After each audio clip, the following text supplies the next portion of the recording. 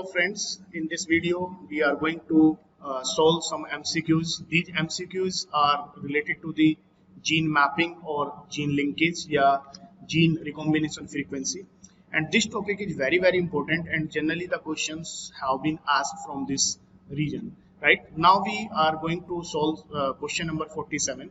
In question number 47, the question is asking the localization of genetic locus to a particular chromosomal region using linkage और molecular analysis. Question ये कह रहा है कि linkage और molecular analysis को use करते हुए जो हम जीन की पोजीशन क्रोमोसोम पर पता करते हैं उसको हम क्या कहते हैं. तो जीन की पोजीशन पता करना, अगर ये हमारा क्रोमोसोम्स है और इस क्रोमोसोम पर मुझे ये पता चले कि यहाँ पर जीन ए लोकेटेड है तो ये कहलाता है जीन मैपिंग. अगर यहाँ पर इसी तरह से बी लोकेटेड है तो ये कैसे करते हैं जीन मैपिंग, इसके लिए भी हमने एक सेपरेट वीडियो अपनी बनाई हुई है. तो ये जो लोकेशन पता करना, जीन का क्रोमोसोम्स के ऊपर लोकेशन फाइंड आउट करना कहलाता है जीन मैपिंग. तो यहाँ पर ऑप्शन सी हमारा ठीक हो जाएगा. Now we move to the question number 48. In question number 48, the genetic map of chromosomes are based on the frequency. देखिएगा जो ऊपर अभी हमने जो क्वेश्चन सोल्व किया उसमें अगर हम पता करें कि जो जेनेटिक मैप हम बनाते हैं कि ए यहाँ पर लोकेटेड है या बी यहाँ पर लोकेटेड है, तो ये हम किस बेसिस पर बनाते हैं. तो बेसिकली ये जो एक डिस्टेंस जो हम इसमें कैलकुलेट करते हैं वो डिस्टेंस होती है, basically distance is directly proportional to the frequency of recombination. जितना रिकॉम्बिनेशन फ्रीक्वेंसी होती है उतनी ही डिस्टेंस वहां पर ज्यादा आ जाती है. तो देखिएगा genetic maps of the chromosomes are based on the frequency. कौन सी फ्रीक्वेंसी पे आता है तो यहाँ पर ऑप्शन डी जो है ये इंडिकेट कर रहा है, तो that is genetic recombination. Right now we move to the question number 49. So in question number 49, the genetic map is one that. genetic map क्या होता है? Basically genetic map basically अभी हमने पढ़ा कि genetic map क्या है. When we find the arrangement of genes on the chromosomes, कि genetic map की कौन सा जीन किस पोजीशन पर लोकेटेड है उसको फाइंड आउट करना क्या कहलाता है? जेनेटिक मैप कहलाता है. So it shows the stage during the cell division. जी नहीं, सेल डिवीजन से इसका कोई लेना देना नहीं है. It establish the sites of gene. देखिएगा यहाँ पे दिया हुआ है साइट्स ऑफ जीन, जीन की पोजीशन या किस साइट्स पर जीन लोकेटेड है ऑन अ क्रोमोसोम. ये ऑप्शन हमारा यहाँ पर ठीक हो जाता है. Let's see the question. Establish the various stage in gene evolution, नहीं. Shows the distribution of various gene, बिल्कुल नहीं. Now we move to the question number 50. In question number 50 you will find who say use the frequency of recombination. यहाँ पर पूछ लिया गया है name of scientist who use the frequency of recombination between the gene pairs on the same chromosomes as it measures the distance between the genes and mapped into the position of a chromosome. तो chromosome के ऊपर ये जो gene mapping जिसने शुरू करी थी या जीन मैप किसने दिया था, इसका जो आंसर है इट इज अल्फ्रेड स्टुटमेंट. तो यहाँ पर आपको ये याद रखना है कि जो अल्फ्रेड स्टुटमेंट थे ये मॉर्गन के स्टूडेंट थे और मॉर्गन ने जो काम किया था वो क्या दिया था, उन्होंने दिया था लिंकेज. तो कभी भी इस चीज को लेकर कंफ्यूज नहीं होना है कि अगर यहाँ पर मॉर्गन भी ऑप्शन है तो जब भी लिंकेज की बात होगी तो मॉर्गन आएगा और अगर जेनेटिक मैप की बात होगी तो अल्फ्रेड स्टुटमेंट आएगा. Now we move to the question number 51. In question number 51 में 1 centimorgan is equal to recombination frequency. 1 centimorgan जो हम जीन मैपिंग करते हैं, जीन मैपिंग इसकी 2 यूनिट होती है. एक होता है सेंटीमॉर्गन जिसको हम सीएम से रिप्रेजेंट करते हैं और एक होता है map unit. Right and 1 centimorgan is equal to 1% recombination frequency.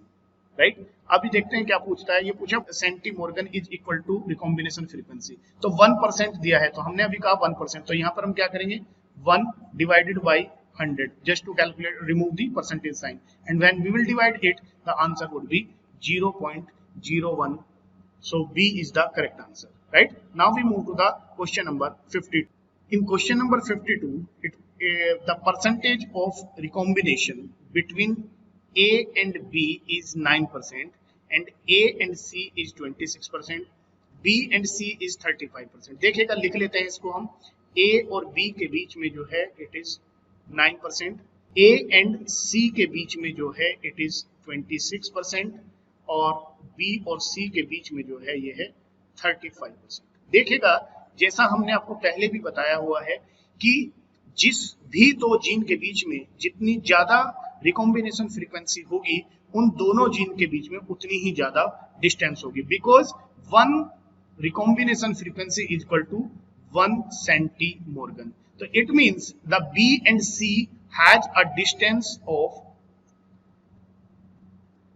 कितने की डिस्टेंस हो गई यहां पर? The distance would be 35 centimorgan, right. अब इन्होंने कहा है A और C के बीच की जो रिकॉम्बिनेशन फ्रीक्वेंसी है वो है 26। तो अगर मैं A को यहां पर प्लेस कर देते हैं तो A और C के बीच की जो डिस्टेंस है वो आ जाती है 26 सेंटीमोर्गन, और B और A के बीच का जो इन्होंने गिवन है it is 9%, it means 9 centimetre. और वैसे भी अगर हम सम करके देखें कि 26 प्लस 9 अगर करेंगे तो आंसर हमारा 35 ही आएगा। अब इन्होंने पूछा है अरेंजमेंट ऑफ जीन हमें बताना है, तो अरेंज हमने कर लिया है। तो जो जीन अरेंजमेंट आता है वो आ रहा है B, A एंड C। तो हमारे यहाँ पर ऑप्शन C जो है वो करेक्ट हो जाएगा। In question number 53, an individual with CD gene was crossed with wild type, that is plus and plus, on the test crossing of F1 यानी कि रिसेसिव पेरेंट्स के साथ क्रॉस कराया गया, the progeny was plus C 105 plus DR 115 CDR 880 और plus plus 900। पूछा गया है the distance between the gene. देखिएगा, जब भी इस तरह का क्वेश्चन हमें सोल्व करना है तो हमारी सबसे पहले जो नजर है इन हाई नंबर और लो नंबर पर जानी चाहिए। यहां पर अगर आप देखेंगे तो जो लो नंबर है वो प्लस C 105 प्लस D और 1। जो लो नंबर जब भी क्रॉस में कराने के बाद और वहां पर जब क्रॉसिंग ओवर होता है तो जो लो नंबर ऑफ इंडिविजुअल्स जो गिवन होता है वो बेसिकली रिकॉम्बिनेंट होता है। क्या होता है? रिकॉम्बिनेंट होते हैं। ये रिकॉम्बिनेंट्स का नंबर है क्योंकि यहाँ पे क्रॉसिंग ओवर शो हो रहा है प्लस C। और ये जो नंबर हैं जो हाई नंबर होते हैं ये पेरेंटल टाइप होते हैं। Now we calculate the total number of recombinant. तो टोटल नंबर ऑफ रिकॉम्बिनेंट है 105 प्लस 115 और टोटल नंबर आता है 220। सो जब भी हम जैसे इन्होंने CD जीन के बीच में अगर डिस्टेंस पूछी है तो जब भी हम इस फ्रीक्वेंसी को कैलकुलेट करते हैं तो there is a formula. Formula क्या है? वो फॉर्मूला है distance between C and D, distance between C and D is equal to number of recombinant, total number of recombinants divided by total number of individual। जो भी वहां पर progeny में total number है उसको हम डिवाइड करते हैं टोटल नंबर ऑफ रिकॉम्बिनेंट्स से and multiplied by 100। Now see कि हमारा जो नंबर ऑफ रिकॉम्बिनेंट्स था वो हमारा आया था 220। टोटल नंबर ऑफ इंडिविजुअल अगर हम काउंट करें इसमें तो दैट इज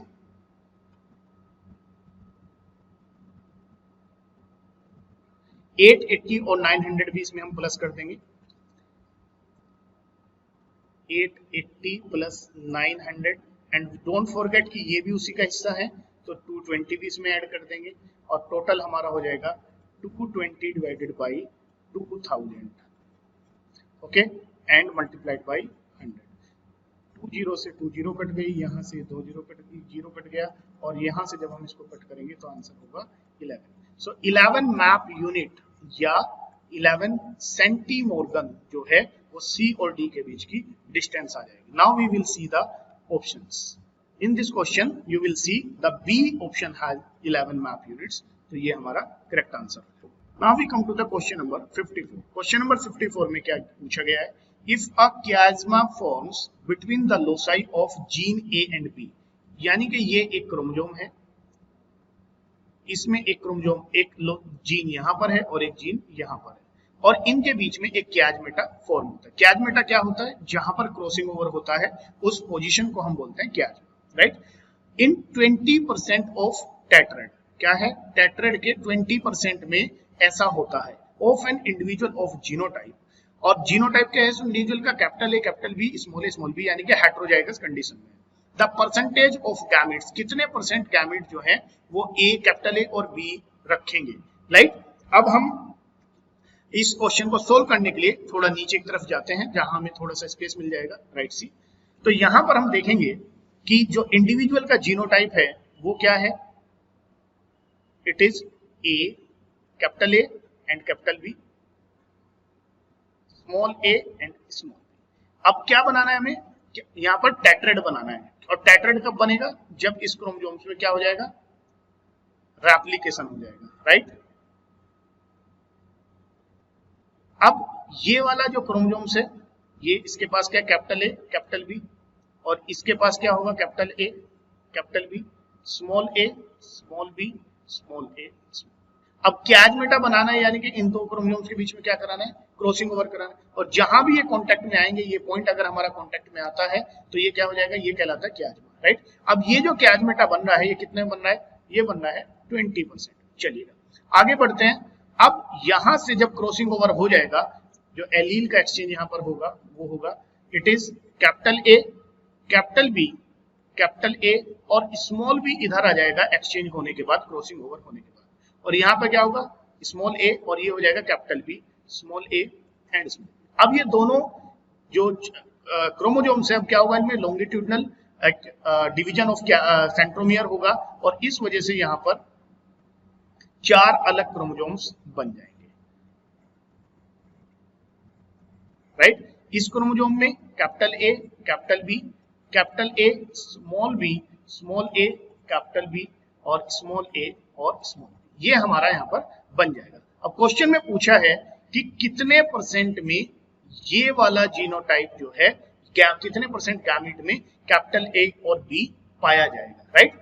अब हम देखेंगे यहां पर कि 100 में से जहां 100% है, उसमें से केवल 20% में ऐसा हो रहा है, और 20 के भी केवल फोर्थ पार्ट में, 20 के भी केवल फोर्थ पार्ट में, जो 20 है उसके फोर्थ पार्ट में केवल कैपिटल ए और बी है, that is the fourth part, right.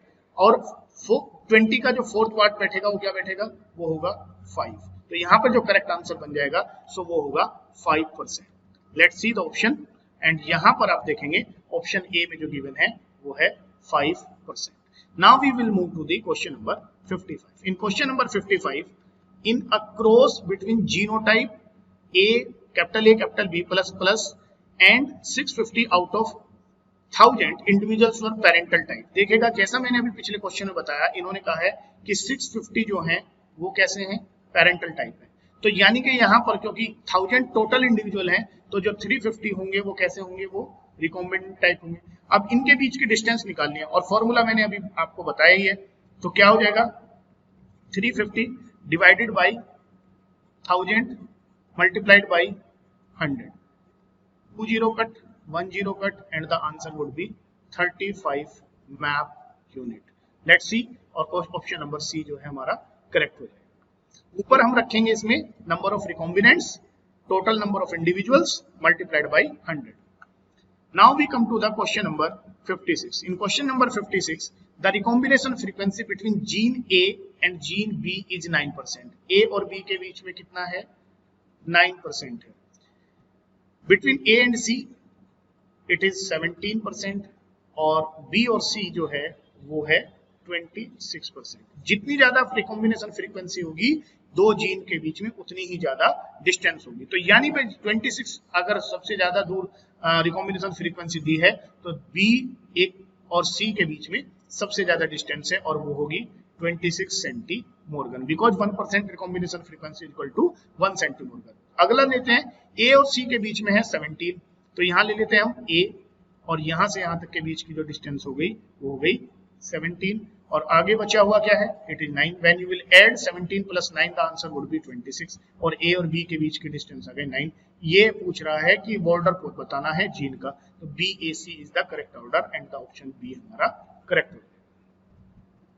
Now we move to the question number 57. In question number 57, the map distance between gene A, B is 3 unit. A और B के बीच में कितना है, 3 है। B और C के बीच में 10 है। सी और ए के बीच में 7 है। बिल्कुल जैसे हमने प्रीवियस क्वेश्चन के इसको इसी तरह से करेंगे और ये फिर से जीन का लिंकेज मैप करा रहा है। तो बी और सी सबसे दूर हो गए, ये यहाँ पे हो गया, और ये क्या हो गया, ये 10 हो गया। और बिटवीन सी एंड ए यहाँ पर आ गया और इसके बीच में 7 हो गया, राइट। और ए और बी के बीच में यहाँ पर 3 हो गया। तो जो हमारा ऑर्डर आएगा वो ऑर्डर होगा B A C. Now we move to the question number 58. In question number 58, the crossover percentage between linked gene Z and M is 20. J और M it is 20. तो इन दोनों के बीच की डिस्टेंस कितनी हो गई, 20 सेंटीमोर्गन। J और L के बीच की डिस्टेंस कितनी होगी, 35 सेंटीमोर्गन। J और N के बीच की डिस्टेंस हो गई 70। L and K it is 15 और M और N के बीच में 50 और M और L के बीच में 50, राइट। अब देखते हैं, मैंने जैसा पिछले क्वेश्चन में बताया है कि जो सबसे ज्यादा वाली फ्रीक्वेंसी है उसको हम नोट डाउन कर लेते हैं, यानी कि जो J और N है ये सबसे डिस्टेंस पे होगा, J और N, यहाँ J और यहाँ पर N, राइट। देखते हैं J और N किसमें ऑप्शन में दिया है, यहाँ पर J और K दिया है, J और K दिया है, M और N, तो ये ऑप्शन हमारा करेक्ट हो जाता है। तो यहाँ पर आप without wasting your time just go for the highest number of frequency, जितने मैक्सिमम नंबर ऑफ फ्रीक्वेंसी जिसमें भी दी होगी उसे देखें, और अगर वो ऑप्शन आपको दिख जाता है तो इस पे आप टिक करके क्वेश्चन को आगे बढ़ा सकते हैं और आपका टाइम सेविंग यहाँ पर हो सकता है। नाउ फिर भी हम कैलकुलेट करके देख लेते हैं। अब इसने कहा है कि J और M के बीच में जो डिस्टेंस है वो कितनी है, 20 है। तो यानी कि J के पास में क्या रखा हुआ है, J के पास में बैठा हुआ है M, और इसके बीच की जो डिस्टेंस है वो कितनी है, 20 है, राइट। अब आते हैं हम अगला कि जो M और N के बीच की डिस्टेंस है वो कितनी है, 50, यानी कि यहां से यहां तक की जो डिस्टेंस है वो कितनी हो गई, वो हो गई 50, और J और M के बीच की डिस्टेंस कितनी हो गई, वो हो गई 20। अब इसने कहा है कि M और L के बीच की डिस्टेंस जो है वो है 50, यानी कि M के जो पास में बैठा हुआ है वो बैठा हुआ है L, और इसके बीच की जो डिस्टेंस हो गई ये हो गई 50। L के जो पास में बैठा हुआ है वो है K, और L के पास में यहाँ पर आ गया हमारा K, right.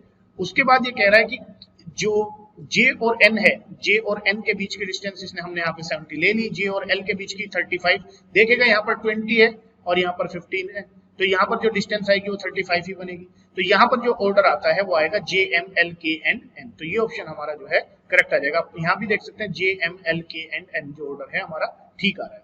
Now we move to the question number 59. In question number 59, you will see there are 3 genes A, B and C.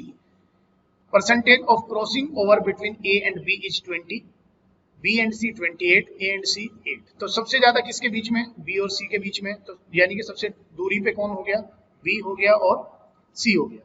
A और B के बीच की दूरी कितनी है, 20 है, यानी कि यहाँ से A कहाँ गया, यहाँ पर आ गया, कितना हो गया, 20 हो गया। A और C के बीच की डिस्टेंस 8 है। ऑर्डर पूछा है B A C, हमारा ऑर्डर आ जाएगा और ये हमारा ऑर्डर करेक्ट हो जाएगा। Now we move to the question number 60. In question number 60, the linkage map of X chromosome of fruit fly has 62 unit. यानी कि लिंकेज मैप कितना है, जो है परसेंटेज, उसकी डिस्टेंस कितनी दिखा रहा है, 66 यूनिट दिखा रहा है, विद किसके बीच में, Y के और B के बीच में। Gene at the other and, the recombination frequency, जितनी मैप यूनिट होता है, जैसे मैंने आपको बताया था 1% इक्वल टू 1 मैप यूनिट, तो यहाँ पर जब यूनिट जो है वो 66 दी है तो जो आंसर होगा वो क्या होगा, 66% आए, तो यहाँ पे ऑप्शन सी करेक्ट हो जाएगा। I hope you understood how to calculate the gene recombination frequency and the gene mapping, और इस तरह के जो क्वेश्चन है वो एग्जाम में अक्सर पूछे जाते हैं। So I hope you can do two questions. So good luck and thank you so much for watching this video.